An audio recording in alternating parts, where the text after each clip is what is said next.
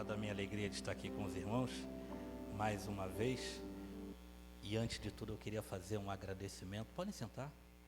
Queria agradecer a pastora Alzira pelo convite, pelo carinho, pela oportunidade de ceder este altar, ceder esta tribuna, para que a gente possa compartilhar um pouquinho da palavra de Deus. Também, pastor Henrique, muito obrigado pelo carinho. Domingo nós tivemos a oportunidade de, aliás, ele me deu, a pastora, né, mas o pastor Henrique me deu a oportunidade de a gente compartilhar um pouquinho a escola dominical. Foi muito interessante, foi muito compensador quando a gente teve a oportunidade teve a experiência, melhor dizendo, de aprender um pouquinho mais sobre o reino, sobre a igreja. E eu posso dizer que eu sou filho da escola dominical. Eu praticamente nasci na escola dominical.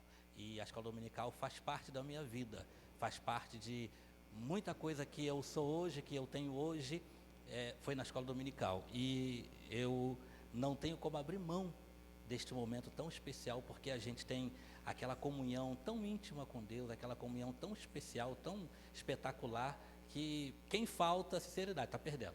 A gente vai fazer uma leitura no livro, a gente está no 10º dia, que representa o 10º mês dos 12 dias da campanha Vivendo o Sobrenatural. E há uma questão assim bem interessante, porque eu acredito, e eu estava pensando nisso hoje pela manhã, que 9 dias já deu para sentir o sobrenatural, né? 9 dias já deu para sentir o céu na terra. Eu acredito que até o 12º dia, que representará o 12º mês, haverá sobrenatural para o ano inteiro. Deus vai nos surpreender de tal forma que fará com que o céu esteja nas nossas vidas, ou melhor, como Jesus disse, né? Vereis os céus abertos e os anjos descendo sobre o Filho do Homem. Eu acredito que é isso que acontecerá nas nossas vidas. O texto é o Evangelho de João, capítulo 1. E a gente vai fazer uma leitura a partir do versículo 47. Evangelho de João, capítulo 1.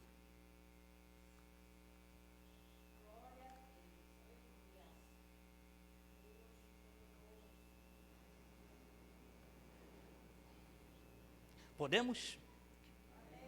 47, ó. Jesus viu Natanael aproximar-se e disse a seu respeito: eis um verdadeiro israelita em quem não há dolo ou falsidade. Perguntou-lhe Natanael: de onde me conheces? Respondeu-lhe Jesus: antes de Filipe te chamar, te vi quando estavas debaixo da figueira. Então exclamou Natanael: mestre, tu és o Filho de Deus, tu és o Rei de Israel. Ao que lhe respondeu: porque te disse que te vi debaixo da figueira, crês? Pois coisas maiores que estas verás. E acrescentou: em verdade vos digo, que vereis o céu aberto e os anjos de Deus subindo e descendo sobre o Filho do Homem. Até aí, esse é o texto que a gente vem conhecendo durante esses 10 dias, e conheceremos até o 12º dia, e acredito que será todo o ano. E esse texto ele deu origem a esse tema que nós conhecemos como venha viver o sobrenatural. E aí a gente começa a pensar. Eu, por exemplo, comecei a ler o livro de João. E eu não sei se você, acredito que sim, porque são 10 dias, né? Então você já leu bastante o livro de João. E o livro de João é delicioso. O livro de João, ele possui uma característica única. Se você já leu o livro de João, você sabe que eu estou falando a verdade. Ele tem uma característica única, porque a Bíblia tem 4 evangelhos, todo mundo sabe disso. 3 são sinóticos. Sabe o que é sinótico? Aquilo que é similar. O que Mateus fala, Lucas fala. O que Marcos escreve, Mateus narra. Então um vai falando a coisa do outro. João não. Aí Mateus vai falar que um dia, um belo dia, numa manjedoura, colocaram um bebê que chamaram de Jesus de Nazaré. Marcos vai dizer que um belo dia, houve 3 reis magos foram procurar Herodes, que era o rei, e anunciaram o nascimento, ou a vinda, ou perguntaram para saber quem era o rei dos judeus que estava nascendo, ou que estava para nascer. Então, cada um dos 3 vai contar a mesma coisa, com palavras diferentes, com talvez informações ou textos um pouco diferentes, mas a mesma coisa. Mas quando você lê João, quando você abre a página primeira, que você vai ter o primeiro contato com o Evangelho de João, o que você encontra? No princípio era o Verbo, e o Verbo era Deus, e o Verbo estava com Deus, e o Verbo se fez carne e habitou entre nós. Nós vimos a sua glória como vimos a glória do unigênito do Pai. João já revela para nós quem é o Messias. João já traz o céu aberto para nós. João já começa a mostrar a realidade que a igreja precisa conhecer do céu aberto e do Filho de Deus. Em outras palavras, João não começa com historinha, que me perdoem os irmãos, mas João não começa com historinha. João vai dizer assim, ele estava com Deus e hoje ele está conosco, com os homens. Ele é a luz dos homens, ele trouxe uma vida, porque ele era a vida que estava com Deus. João começa a falar de alguma coisa tão interessante como, por exemplo, ele vai trazer uma união ou uma unidade para que as pessoas tenham uma similaridade com Jesus, uma comunhão. E ele vai dizer, logo no capítulo seguinte, ele vai dizer que um dia Jesus estava num casamento. E de repente no casamento falta o vinho. E naquele momento ele vai dizer que o Filho de Deus, aquele que faz milagre, aquele que opera coisas inenarráveis, aquele que faz coisas que nós não imaginamos, e alguém fala assim, acabou o vinho. E quando há essa falta, essa inexistência de algo, o que é que se espera? Que o Filho de Deus se manifeste e faça acontecer um milagre, que o Filho de Deus faça acontecer aquilo que ninguém imaginava que poderia acontecer. Imagina o desespero em pleno casamento, todo mundo imaginando, ou pelo menos aquelas pessoas que tinham conhecimento da falta do vinho, e eu dizia, acabou a festa, estamos queimados, já era. O empresário que comercializava o vinho, que forneceu o vinho para aquela festa, já era, ia ficar queimado.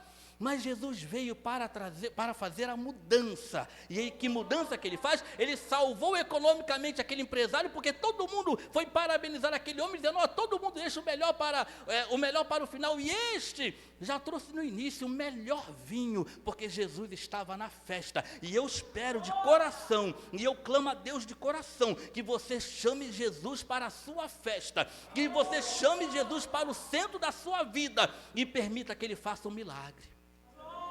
João vai dizer também que há encontros interessantes além de milagres. Ele vai dizer que uma vez uma mulher samaritana estava precisando de mudar de área, estava precisando de mudar de vida, estava precisando, ela se sentia tão incomodada, ela era rotulada. Sabe quando as pessoas tentam rotular a gente? E aí rotulam a gente, esse aqui é um falido, aquele ali é um fracassado, aquele ali é um frustrado, aquele ali é um coitado, olha aquela irmã ali, tadinha dela, olha, passa uma luta, e aí as pessoas tentam rotular a gente, e a mulher samaritana se sentia assim, rotulada. As pessoas olhavam para ela e falavam, aquela ali já teve 5 maridos, e agora ela tem um que não é marido dela. Aí outro dizia, aquela ali tadinha é uma sofredora, coitada, né? E uma vez essa mulher vai ao poço de Jacó, e ela encontra com quem? João vai dizer que era o Verbo da vida, aquele que tirava rótulo de derrotado, de fracassado e dava vida. Jesus olha para aquela mulher e fala assim, mulher, dá-me de beber. Aí ela olha e fala, tu és judeu, eu sou samaritana. Olha o rótulo, rotulou judeu, rotulou samaritana, não bate, não dá liga. Aí Jesus fala assim, mulher, se tu conheceres o dom de Deus e aquele que te diz, dá-me de beber, tu lhe pedirias, e ele te daria a água da vida. A água que eu lhe der, mulher, vai te fazer saltar, vai jorrar, e vai te fazer saltar para a vida eterna. Olha o que Jesus propunha para aquela mulher, olha a proposta, eu vou tirar essa sua vida de sofredora, esse rótulo de mulher amarga, e vou te fazer uma mulher feliz. Eu vou te fazer uma mulher que vai saltar, você vai andar saltitante, porque eu vou te encher, eu vou te dar uma nova vida, eu vou fazer com que você tenha vida em si mesma. E aquela mulher então diz, tu és o Messias. Jesus começa a revelar o que estava escondido no coração daquela mulher, coisa que ninguém sabia. E Jesus fala, chama lá teu marido. Eu não tenho marido. Aí Jesus fala, pois é, tiveste 5, e agora que tem o 6º, né, não é seu marido. E aquela mulher então começa a se derramar e fala, tu és o Cristo, tu és o Messias. Mas não para por aí. João vai contar que uma vez, à noite, um fariseu resolve falar com Jesus, porque ele sentiu que havia coisa interessante no ar, havia cheiro de milagre, e ninguém conseguia entender, e ninguém conseguia rotular Jesus. E aí este fariseu chamado Nicodemos procura Jesus e vai falar, mestre, alguma coisa está errada, porque tu falas como alguém que vem de Deus, só quem vem de Deus faz o que tu fazes, há cheiro de milagre no ar. Eu conheço a Torá, eu conheço os profetas, e não há nenhum deles se encaixam, tem similitude contigo, tu és único. Aquele homem começa a olhar para Jesus com um olhar diferente. Aquele homem começa a experimentar que havia algo sobrenatural na vida de Jesus. E eu percebo, irmãos, que há algo sobrenatural nesta noite para acontecer neste lugar. Há algo que Deus irá fazer a partir do momento que nós começarmos a reconhecer isto. Imagina, Nicodemos olha e fala, tu és o Cristo, tu és o Filho de Deus, porque tu és vindo de Deus, porque até hoje eu não conheci alguém que pudesse fazer ou falar o que tu fazes ou o que tu falas, se não viesse de Deus. Aí Jesus fala assim, Nicodemos, o vento sopra onde quer, Nicodemos. O vento sopra de um lado, sopra para outro, só se ouve a sua voz. Assim é aquele que é movido pelo Espírito. Quem é movido pelo Espírito nasce de novo. Quem nasce de novo experimenta o sobrenatural. Quem nasce de novo vive com Deus, vive para Deus, vive sobre Deus. Era isso que Jesus estava falando para Nicodemo. Nicodemo, vai chegar o sobrenatural na tua vida, se você crer, se você deixar. Pena que ele não deixou. Pena que ele ficou agarrado naquelas raízes religiosas. Porque se ele deixa Jesus entrar, Jesus faria de Nicodemos um homem muito interessante, como fez com Paulo ou Saulo. E por último, irmãos, tem uma outra questão também que eu acho bem interessante. Porque João, ele fala de tantos encontros, João fala de tantas coisas maravilhosas, mas João vai falar também de um momento de intimidade. Foi falado aqui hoje sobre intimidade. João fala que uma vez Jesus reúne todo mundo, e Jesus então ele vai trazer o sentido do pão partido. E ele vai dizer, este é o meu corpo que é partido por vós. Ele vai dar aquele sentido, embora os sinóticos vão descrever isso, mas João vai trazer isto para nós quando João fala da cruz.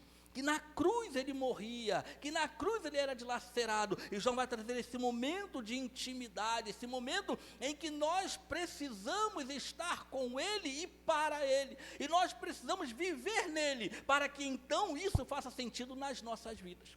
E aí a gente chega nesse momento que João começa a falar de tantas coisas de Jesus, e a gente começa a experimentar a gente começa a ter o gostinho, a vontade de experimentar essas coisas que que João apresentava de Jesus, e era como se João, ele conseguisse captar a mensagem de que Jesus veio trazer, a mensagem do céu, aquilo que Jesus veio trazer, a ponto dele contar uma outra história, um encontro.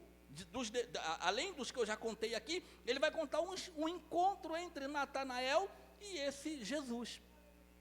E aí a gente começa agora a tentar entender essa história, esse enredo. Como que isso aconteceu? Já que João fala de encontro, João fala de milagre, João fala do sobrenatural, e aí ele traz algo bem específico, algo bem peculiar. Por isso que eu disse que o livro de João é um livro gostoso de se ler. Porque ele vai falar de Natanael. Quem era Natanael? Natanael tinha o mesmo nome de Bartolomeu, né? Mas aí você pergunta, Bartolomeu, é que na verdade o nome era Ptolomeu. Ptolomeu era o pai de Natanael, e Bar é filho, né? Então era filho de Ptolomeu, e aí ficou Bartolomeu, porque Bar é filho. Então na verdade Natanael era filho de Ptolomeu. E tem uma coisa bem interessante, que eu não sei se você sabe, eu acho que você sabe, porque 9 dias já deu para você saber, é que Natanael tem um significado lindo. Natanael quer dizer presente de Deus. Ou então Deus deu. Olha que coisa linda, olha o que Deus vai fazer hoje. Deus vai te dar alguma coisa hoje. Deus vai te surpreender.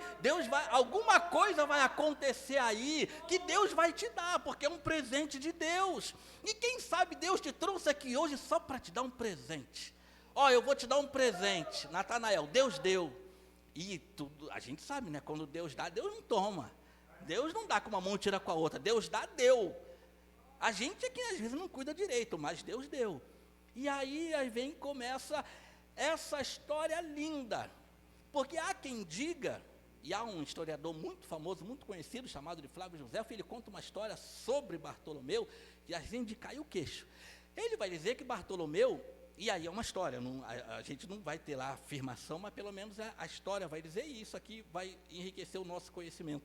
A história vai dizer que Bartolomeu, ou que Natanael, ele pertenceu a uma religião dos fariseus. E só para você ter uma ideia, os fariseus tinham um hábito bonito, embora era uma religião, era uma casta, embora eram ignorantes em relação ao conhecer a Deus, a intimidade com Deus, mas eles tinham uma coisa bonita, porque eles estudavam a Torá. A Torá, para você que vem à escola dominical, sabe, mas para quem não vem à escola dominical, eu vou te dizer, são os 5 livros do Velho Testamento. Gênesis, Êxodo, Levíticos, Números e Deuteronômio. E eles estudavam a Torá. Depois da Torá vinham os profetas. E tudo aquilo, os escritos dos profetas, os fariseus estudavam na unha, letra por letra, palavra por palavra. Eles procuravam seguir aquilo, embora eles errassem bastante. E há quem diga que Natanael, filho de Ptolomeu, ele pertencia a esta religião dos fariseus. E qual era o hábito dos fariseus? Fazer a leitura da Torá nas horas vagas, debaixo de uma figueira. E eles ficavam debaixo da figueira e ali eles liam, ali eles meditavam, ali eles pesquisavam e depois iam para a sinagoga, se fosse o caso, eles iam fazer as suas atividades normais. E aí a gente percebe e tira um aprendizado legal, um aprendizado bonito, porque Natanael era um estudioso da Torá. Natanael estudava os profetas. Os profetas apontavam, e o próprio livro do Êxodo, e o próprio livro do Gênesis, no capítulo 3, e daí para diante, vai apontar para o profeta maior, para Jesus. E Natanael sabia que o Messias viria.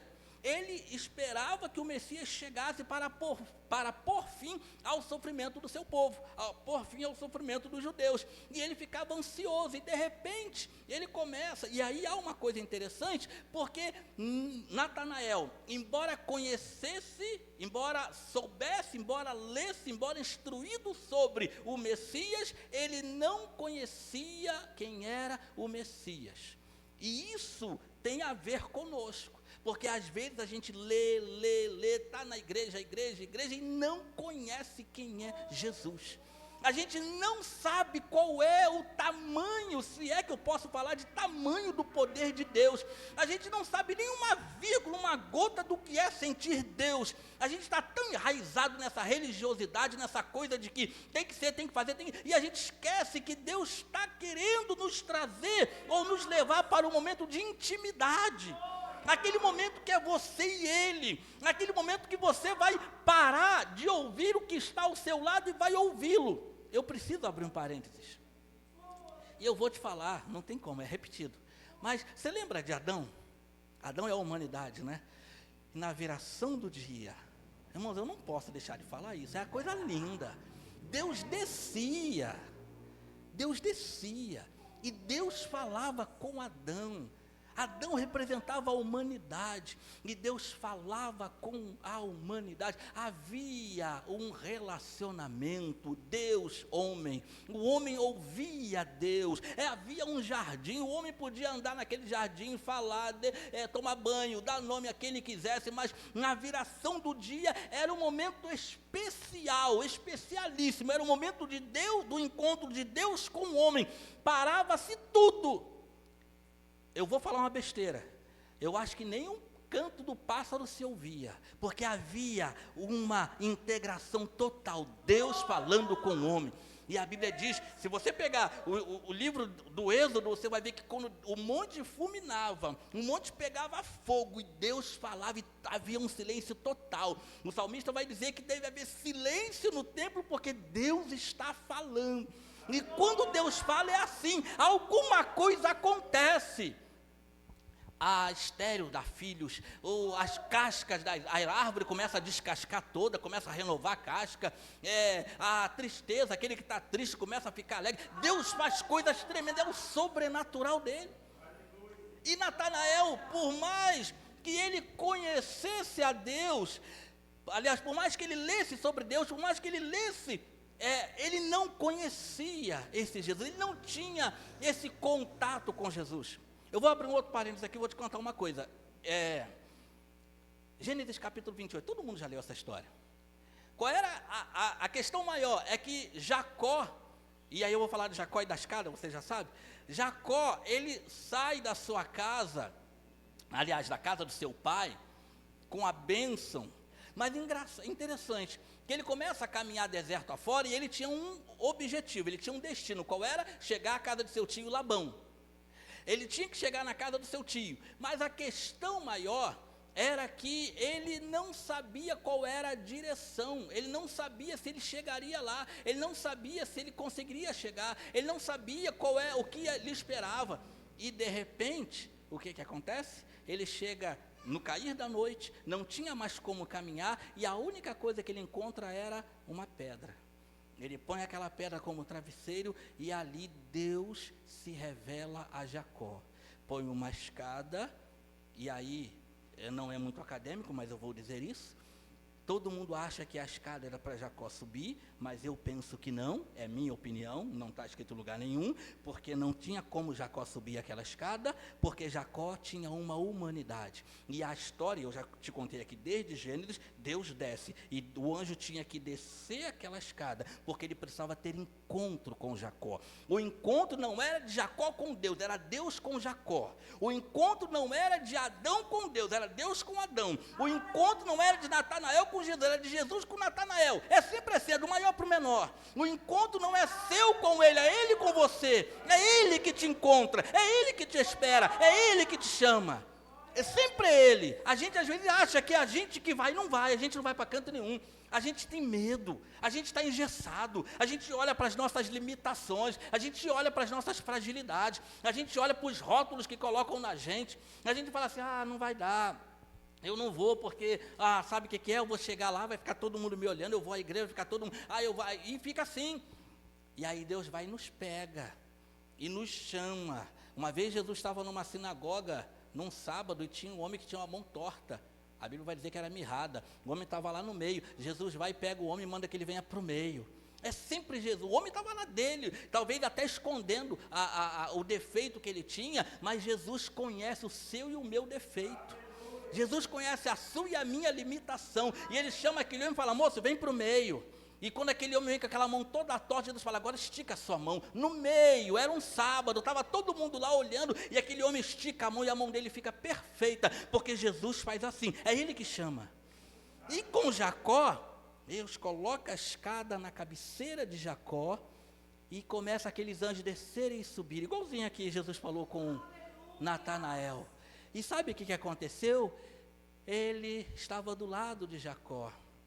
E aí ele se apresenta, Jacó não o conhecia. É isso que eu acho interessante. Ele fala, Jacó, você não me conhece, mas eu vou me apresentar, eu sou o Deus de Abraão, teu pai. Olha que coisa interessante. Aí Jacó começa a pensar, ele é o Deus do meu pai. E o Deus do meu pai veio me visitar nesse momento, nessa imensidão, nessa escuridão, que eu não sei nem para que lugar que eu vou. E aí ele fala, eu sou o Deus de teu pai Abraão e o Deus de Isaac. Isaac era pai de Jacó, mas Abraão era o ícone da fé. E ele fala, eu sou o Deus daquele em que era meu amigo. Eu sou o Deus do amigo Abraão. E por essa razão eu desci, porque na tua veia corre o sangue de Abraão, que é meu amigo. Eu não vou deixar uma descendência do meu amigo ficar perdido. Então, Jacó, eu vou te acompanhar. Jacó, tu vai ser próspero. Jacó, eu vou te honrar. E tu vai voltar a este mesmo lugar. E tu vais aqui voltar para me adorar. Deus faz assim. Este é o sobrenatural de Deus. Jacó passa a conhecer a Deus. Natanael não conhecia o Messias. Conhecia de ouvir falar, é o caso de Jó, conhecia de ouvir falar, conhecia porque alguém disse, conhecia porque a literatura dizia, vai vir um Messias, vai vir. E de repente, para eu poder andar um pouquinho, a gente chega nesse momento histórico, momento bem tremendo, que quando Filipe apresenta Jesus a Natanael, e vem aquele encontro, né, do perfeito com o imperfeito, do poderoso com o frágil, com o fraco, do santo com o pecador, aí parece que choca, né? Aí Jesus olha para Natanael, e o versículo 49, 48, 47, vai chamar chamou a minha atenção, que Jesus vai dizer para Natanael, para aqueles que estavam ali à sua volta, eis aí um israelita em quem não há dolo. E aí cria-se uma interrogação, de onde esse cara me conhece? De onde esse homem me conhece? E aí Jesus fala para Natanael, antes que Filipe te chamasse, te vi debaixo da figueira. Aí Natanael olha para Jesus e, irmãos, imagina, hoje eu estava tardezinha assim, pensando, mas foi uma coisa tremenda, foi como se fosse desse um soco no peito de Natanael, ele desmontou. Mas espera aí, tem uma coisa errada. Porque não dá apenas, imagina eu falar assim, pastor Henrique, hoje eu lhe vi ali à tarde, passando na porta da igreja, o que o senhor impactaria alguma coisa? Acho que não, né? Ah, irmão Walter, o senhor estava passando ali na padaria, eu lhe vi, não deu tempo de falar com o senhor, mas eu lhe vi. Você acha que isso impacta alguma coisa? Você acha que foi o fato de Jesus olhar para Natanael e falar assim, Natanael, eu te vi antes que Felipe te chamasse, eu te vi debaixo da figueira, tá, legal. Eu estava lá, debaixo da figueira, lendo a Torá. O que isso tem a ver? Tem a ver uma coisa que talvez você não conheça, mas mesmo que você conheça, você vai ouvir de novo. A história é essa, mas o que nos contam é completamente diferente. Você deve lembrar que uma vez, Jesus estava, um tempinho atrás, e quem vai dizer isso para nós é Flávio José, lógico. Flávio José vai dizer que Natanael era contemporâneo de Jesus. Natanael nasceu na mesma época que Jesus nasceu. Automaticamente ele tinha a mesma idade. E você vai lembrar que assim que Jesus nasceu, 3 magos apareceram. E 3 magos direcionam-se a Herodes e falam, vimos a estrela do rei dos judeus. E vemos saber onde é que ele vai nascer, porque trouxemos presentes. O que você acha que Herodes fez? Um sorrisinho amarelo e disse, eu também quero saber, quando vocês descobrirem, retornem a mim e me digam, porque quero ir lá adorá-lo. Na verdade, Herodes queria era acabar com o rei dos judeus. E Deus, que sabia de tudo, faz com que os magos, depois que visitam Jesus e que lhes presenteiam, os reis magos então mudam a rota do caminho e vão para as suas terras. Herodes, com raiva, o que faz? Dá um decreto. E o decreto era que todo menino até 2 anos, menino, não menina, menino, até 2 anos morresse a espada. Você imagina a desgraça que foi? E os soldados romanos invadindo as casas, e onde tivesse um menino de até 2 anos, passava a faca no pescoço, passava a espada no pescoço. E havia uma choradeira, tipo lá no Egito. E aquele monte de criança morrendo, e havia então esse senhor aqui chamado Ptolomeu. Ptolomeu e sua esposa, porque eles tinham recebido um presente de Deus, Natanael. E eles disseram, nós não vamos desfazer do presente de Deus. A morte não vai levar aquilo que Deus nos deu. Nada, nem Herodes vai acabar com o presente que Deus nos deu. E aí o que eles fizeram? Vamos para a figueira. E aí debaixo das raízes da figueira colocaram Natanael lá. E Natanael ficou protegido. Quando passou essa mortandade, eles chamaram e criaram a criança e disseram, Natanael, você é um presente de Deus para nós. Natanael, Deus entregou você para nós. Deus nos deu. Não conta isso para ninguém, senão você morre. Isso ficou em segredo entre Natanael e seus pais. Conversa, irmão. Deus sabia. Jesus estava vendo lá essa situação. Agora, você começa a entender que Jesus vai dizer assim, Natanael, Antes que Felipe te chamasse, eu te vi. Aquilo foi um soco no peito de Natanael, porque ele lembrou, eu iria morrer. Não era porque eu estava lendo a Torá debaixo da figueira, é porque eu iria morrer. Eu era para estar morto, mas Deus, no verbo, me viu antes que eu pudesse dar um respiro de vida. E aí eu fico imaginando, irmãos, que isto é o sobrenatural. Aí Natanael fala assim: mestre, tu és o rei de Israel, porque só eu e Deus é que sabia, e meus pais que sabiam dessa história. Aí eu fico imaginando que Deus, ele sabe daquilo que está lá no escondido, aquilo que está lá no oculto, aquilo que ninguém sabe da sua vida, da minha vida. Ele sabe, ele conhece o meu defeito, o seu defeito, a sua virtude, a minha virtude. Ele sabe o valor que você tem, ele sabe o quanto as pessoas tentam te pisar, o quanto as pessoas tentam te parar, o quanto as pessoas tentam acabar com o teu sonho, matar o teu sonho. Mas ele é aquele que está te vendo debaixo da figueira.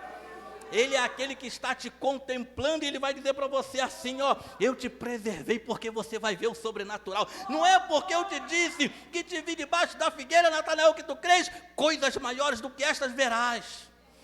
Você vai ver coisa muito maior, Natanael, porque agora você conhece o Messias, agora você conhece o Rei de toda a terra, agora você conhece o verbo da vida, agora você conhece aquele que faz acontecer o milagre. Uma vez, irmãos, eu estava lembrando, e já vou concluir, eu estava lembrando, aliás, é o próprio Davi que vai, quando vai escrever o seu salmo, aliás, ele vai cantar música, né? 139, ele vai dizer: Senhor, tu me sondas. Olha que coisa linda. Tu me conheces. Antes que houvesse essa coisa aqui, essa substância informe, antes que meu pai e minha mãe pensassem em fazer um Davizinho, tu já me conhecias, Deus. Antes que eu fosse alguma coisa gerada lá, sabe, um óvulo fecundado, tu já sabia que ali ia nascer alguém, Deus. Se eu subo ao céu, tu estás. Se eu vou mais profundo do abismo, lá tua mão me alcança, Deus, tu és tremendo. Isso é sobrenatural, irmãos. Isso é um Deus que faz acontecer um milagre extraordinário. Você está aqui, conta no dedo quantos livramentos você teve em 2023. Agora volta um pouquinho, quantas pessoas não passaram de 23 para 24, mas você está aqui? Quantas pessoas quebraram no limiar de 23 para 24, você está de pé? Quantas pessoas não existem mais, mas você está, porque Deus está te sustentando. O negócio quebra, o desemprego vem, mas o teu emprego está lá, porque você é aquele presente que Deus deu, você é aquele presente que Deus preservou, e o sobrenatural começa a acontecer aí, nesse momento de intimidade, nesse momento em que você começa a se dobrar a Ele, a se voltar a Ele, e dizer: Deus, tu me sondas, tu me conheces, Deus. Tu sabes que o meu assentar, o meu levantar, tu sabes tudo. Não adianta você tentar camuflar a sua mente, tentar blindar a sua mente, porque ele entra na sua mente. Não adianta você tentar fechar os olhos e dizer: eu não vou fazer isso, porque Deus, ele sabe de todas as coisas. E o mais importante, aí eu prometo que eu termino, é quando a gente começa a experimentar aquilo que é de Deus. Deixa eu te contar uma história. Uma vez um rapaz resolveu, ele era um alpinista, um esportista. Eu não sei se eu já contei essa história aqui, mas vou contar de novo, se eu já contei. Aí ele resolveu escalar uma montanha, uma geleira. E está escalando, de repente a corda começa a arrebentar, fica frouxa. E ele perde o equilíbrio, ele começa a cair. Aí a corda arrebenta e ele começa a cair, perder a altura, e ela prende em alguma coisa. E aquele alpinista começa a falar com Deus: Deus, me salva. Deus, manda socorro, eu estou aqui perdido, não tenho lugar, não tem nada. E aí ele ouve uma voz: corta a corda. Ele falou: mas se eu cortar a corda eu vou despencar, eu vou morrer, eu não quero morrer. E aquela voz dizia: corta a corda. Ele dizia: Deus, por favor, não deixe eu morrer. Talvez você esteja assim. E aí aquela voz dizia: corta a corda. Ele dizia: não, Deus, eu não vou cortar a corda, se eu cortar a corda eu vou me arrebentar, manda socorro. Resumindo a história, não é muito bonita, resumindo a história, ele não cortou a corda e ele morreu. Quando chegou o resgate, perceberam que ele estava 1 metro do solo. Se ele cortasse a corda, ele não ia se arrebentar. Ele ia bater no chão 1 metro, não ia se machucar muito. Mas ele preferiu não ouvir a voz de Deus, a voz, aquela voz interior. Ele preferiu seguir os seus próprios conceitos. Ele preferiu seguir o seu próprio pensamento. Eu vou me arrebentar. E olha, pasme, mas às vezes a gente prefere isso. A gente prefere não ouvir a voz de Deus. A gente prefere não ter um encontro com Deus. A gente prefere fazer o que a gente acha que tem que fazer. A gente acha que deu na cabeça fazer. A gente acha que é o nosso passo fazer. E a gente não se arrebenta. A gente perde muito porque a gente deixa de ouvir a voz de Deus. E o que Deus tem para nós nessa semana, nesses 12 dias, e eu falando desses 10 dias, é que Deus quer que você experimente algo sobrenatural. Algo que está acima da sua mente, acima das suas forças, algo que está acima da sua limitação, algo que está acima de tudo aquilo que você já viu, de tudo aquilo que você imaginou. Eu vou te dar um outro exemplo e agora eu prometo que eu termino. Tem um caso na Bíblia que é excelente, eu preciso ilustrar isso. Você imagina, você já conhece a história de uma vez, de um moço, o nome dele é Elias, mas a questão, o nome para agora não é interessante é a ação.